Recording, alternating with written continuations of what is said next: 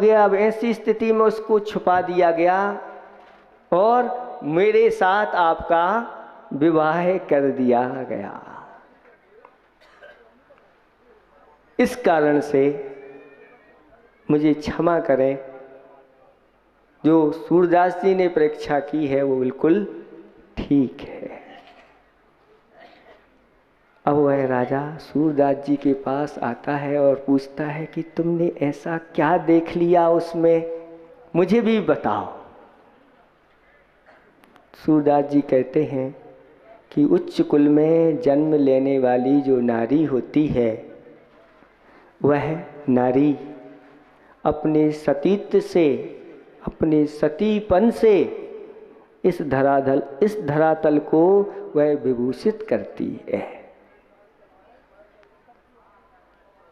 अपने चारित्र के माध्यम से इस पृथ्वी को अच्छी तरह से सुशोभित करती है। अपनी विनय के माध्यम से इस पृथ्वी को अच्छी तरह से सुशोभित करती है और विवेक के माध्यम से वह अच्छी तरह से सुशोभित करती है। उच्च कुल की स्त्रियों के ये लक्षण हैं। उच्च कुल की स्त्री बहुत शांत स्वभाव वाली होती है, नजरें हमेशा हमेशा नीची होती हैं, यदवा तदवा इधर उधर घूमती नहीं है, किसी पर पुरुष से बिना प्रयोजन कोई बात नहीं करती है। बहुत सारे लक्षण हैं। स्त्री के 5 लक्षण बताए हैं। पहला लक्षण है अनुकूला। जो स्त्रियां अनुकूल होती हैं, किसके अनुकूल होती हैं? अपने माता पिता के अनुकूल होती हैं। अगर वह दूसरे कुल में चली जाएं तो सास ससुर के अनुकूल होती हैं। अपने पति के अनुकूल जो चलती हैं, अपने कुल के अनुकूल चलती हैं, अपने देव शास्त्र गुरु के अनुकूल चलती हैं। ऐसी अनुकूल जो स्त्रियां होती हैं वह स्त्री नहीं, वह तो साक्षात श्री का रूप होती है। दूसरा लक्षण है सदा तुष्टा।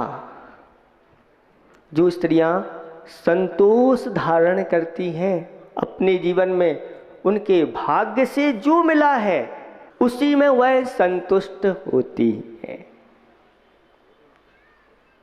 देखा आपने, पढ़ा आपने, सुना होगा मैना सुंदरी के बारे में। पिताजी ने जिसके साथ विवाह कर दिया उसी में वह संतुष्ट हो गई। जो मिला, कोड़ीपति को भी वह ईश्वर जैसा रूप उसको दिखाई दे रहा है। ऐसी नारियां सतीत्व से इस पृथ्वी तल को सुशोभित करती रहती है। अनुकूला सदा तुष्टा, जो सदा संतोष धारण करती है। मेरे भाग्य से जो मिला है वही मुझे चाहिए, ऐसा नहीं अपने पति के लिए वह अनेक प्रकार से कह करके जाओ तुम तो जैसे हो तैसे हो, पाप करना पड़े, चाहे चोरी करना पड़े, चाहे हिंसा करना पड़े, चाहे कुछ भी करना पड़े, तुम तो इतना कमा करके लाओ, मुझे ये सारी सारी वस्तुएं चाहिए। ऐसी स्त्री श्री के रूप में नहीं हुआ करती। वो तो जो भाग्य से मिला है वही हमारे लिए। लेकिन आज स्त्रियों को अपने भाग्य के ऊपर भरोसा नहीं है, नहीं है, है नहीं। बच्चियों को तो आज वर्तमान में भरोसा है ही नहीं कि मेरा पति मुझे अच्छी तरह से खिला पिला पाएगा कि नहीं, जिसके साथ मेरे माता पिता विवाह करेंगे वह अच्छी तरह से मुझे रख पाएगा कि नहीं। विश्वास नहीं होता, तभी जाकर के वह दूसरे के यहाँ जाकर के नौकरी करने के लिए तैयार हो जाती है। उच्च कुल वालों के लिए नौकरी करने के लिए शास्त्रों में कहा नहीं है। हाँ, अगर कोई उसका पाप कर्म का उदय आ गया और ऐसी परिस्थिति बन गई, तब जा कर के उसको नौकरी आदि दूसरे के यहाँ कार्य आदि करना पड़ता है, नहीं तो उच्च कुल की स्त्री कहीं दूसरे के यहाँ नौकरी नहीं करती। एक हाई को है, क्या पसंद है, कुशील नौकरानी या सील रानी? क्या पसंद है, कुशील नौकरानी या सील रानी? उत्तर दो। सब एक ही उत्तर देते हैं, सील रानी। आप लोग उच्च कुल वाले कहलाते हैं। आपको अपनी बेटी के लिए क्या बनाना है? आपको महारानी बनाना है, सेठानी बनाना है, बहुरानी बनाना है, सील रानी बनाना है या नौकरानी बनाना है? बताओ। महाराज चार में से कोई भी एक हम चुन लेंगे, लेकिन 5 माँ तो नहीं, नौकरानी नहीं है।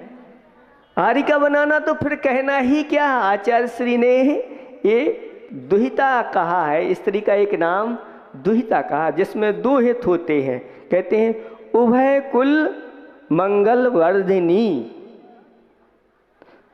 मुखमाटी में कहा उभय कुल मंगल वर्धिनी, उभय लोक सुख सर्जनी, सुपरहित संपादिका, कहीं रहकर किसी तरह भी हित का दोहन करती रहती है, स्वयं दुहिता कहलाती है। 2 हित उसके पास होते।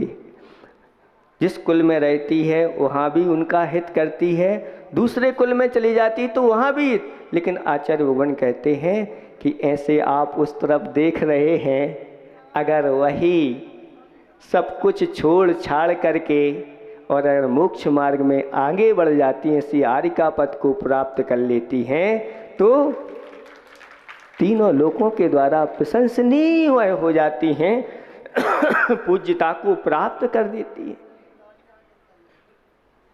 ऐसा इनका स्थान हो जाता है कि देवता लोग भी बदनामी करने के लिए आ जाते हैं। ऐसे हो जाए, ऐसा भाव हो जाए अंदर से, लेकिन ऐसा कहाँ हो पाता। महाराज आशीर्वाद दो हमारी बच्ची को, ये पढ़ने जा रही है, कहाँ जा रही है, किसके साथ जा रही है, किसके साथ रहेगी, कहाँ रहेगी, ये कुछ नहीं। वो तो जा रही है, अकेली जा रही है और उसकी अब विदा हो रही है। ऐसी विदा पहले तो नहीं होती थी, अब जा रही है, हो रहा है। अब आशीर्वाद दो इसकी अच्छी तरह से जॉब लग जाए। ये जॉब क्या है बताओ? हैं? महाराज जी कह रहे हैं दास्ता है, नौकरी है। बड़े जॉब लग जाए, रॉब से कहते हैं जॉब लग जाए। नौकर बनना, क्या बनना है बताओ? नौकर। आपको नौकरानी नहीं बनना और आपको नौकर नहीं बनना, सेठ बनो।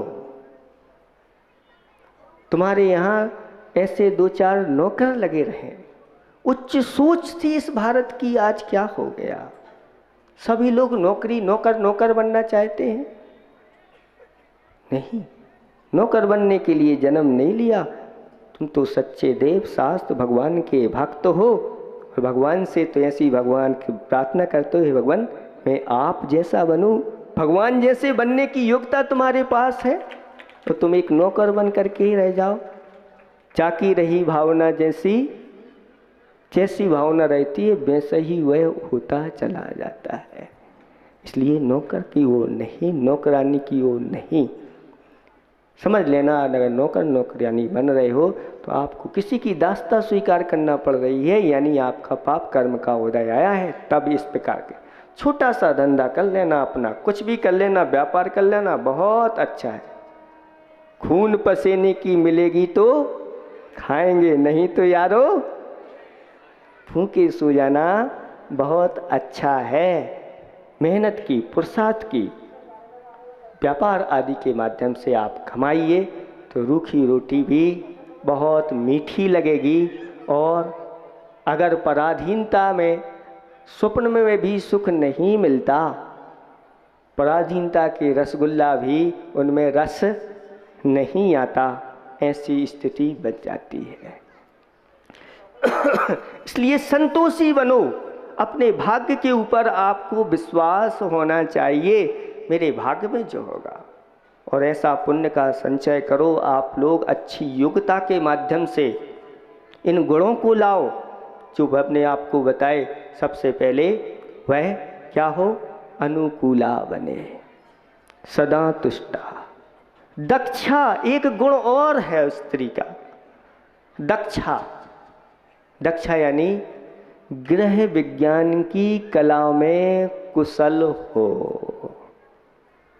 अगर गृह विज्ञान की कला आपके पास नहीं है तो फिर वह एक गुण कम हो जाएगा।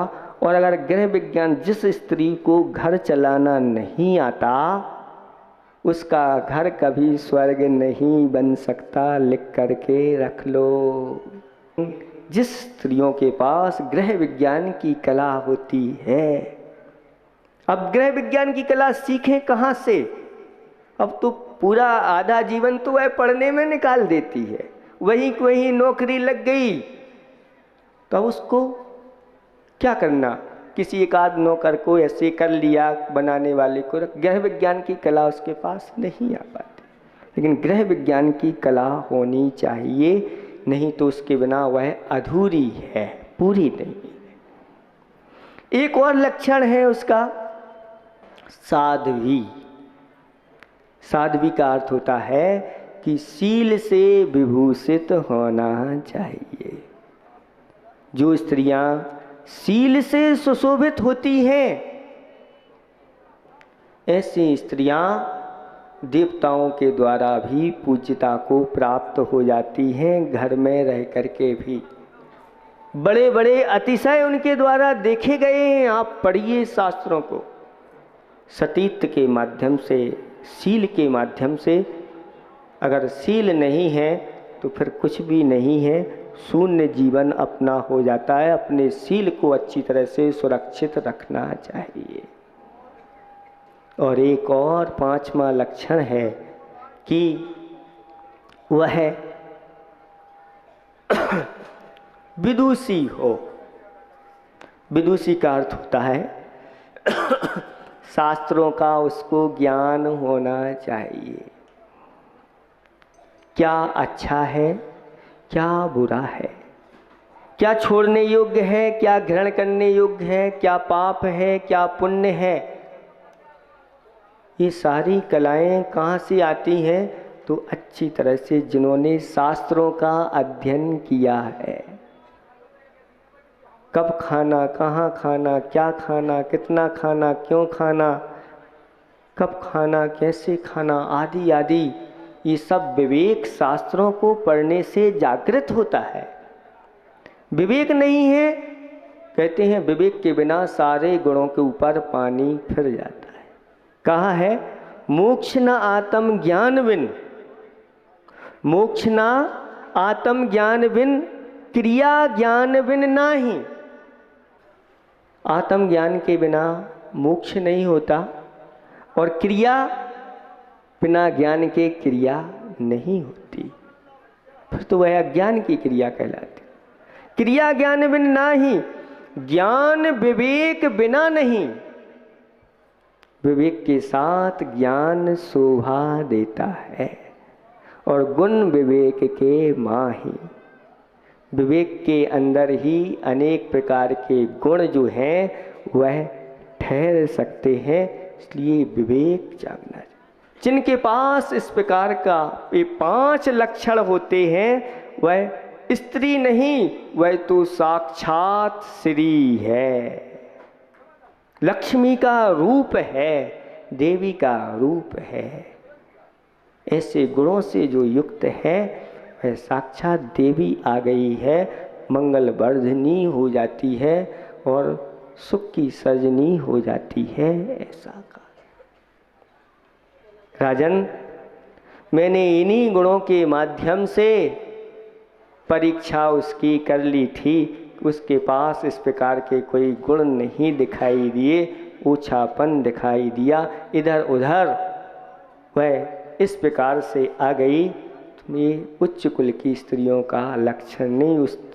उच्च कुल की स्त्रियाँ इधर उधर फालतू में घूमती नहीं रहती हैं, मर्यादा में रहती हैं। मर्यादा उनका बहुत बड़ा गुण है।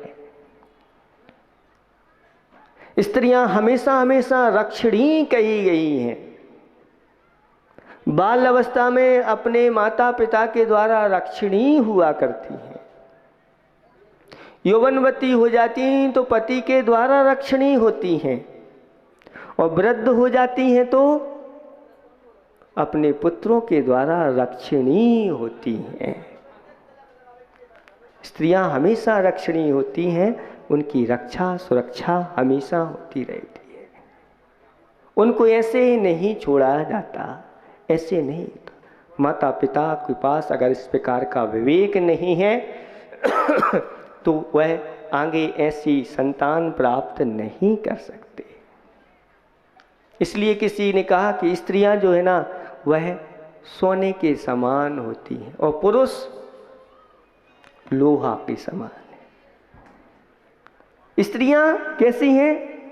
सोना के समान है, और पुरुष कैसे हैं? लोहा। अब हम आपसे पूछना चाहते हैं कि सोने को आप कैसे रखते हैं? सोने को कैसे सुरक्षित रखते हैं आप बताइए। बहुत अच्छी तरह से तिजोरी में रखते हैं, सुरक्षा रखती है, और मन बार बार कहीं कोई ले ना जाए। आप सोने को ऐसे आंगन में डाल दो तो फिर आपका सोना आंगन में नहीं, आपके नगर में ही नहीं, यहाँ नगर से भी बाहर कौन से देश में वह पड़ा हुआ है। हम आपसे पूछना चाहते हैं कि आपका सोना सुरक्षित रहेगा? बताइए। सत्य बात बहुत कड़वी होती है, घूंट पीना बहुत मुश्किल है, लेकिन आज महाराज दौड़ तो वही लग रही है, दौड़ तो वही है। दौड़ किसकी हो रही है पहले आप समझो। दो दौड़ लग रही है। एक दौड़ है गधों की और एक दौड़ है सिंह की। सुन रहे हैं आप लोग? एक दौड़ है गधों की और एक है सिंह की। अब गधों की दौड़ में सिंह शामिल हो गया, और जब दौड़ा तो सिंह सबसे आगे पहुंच गया।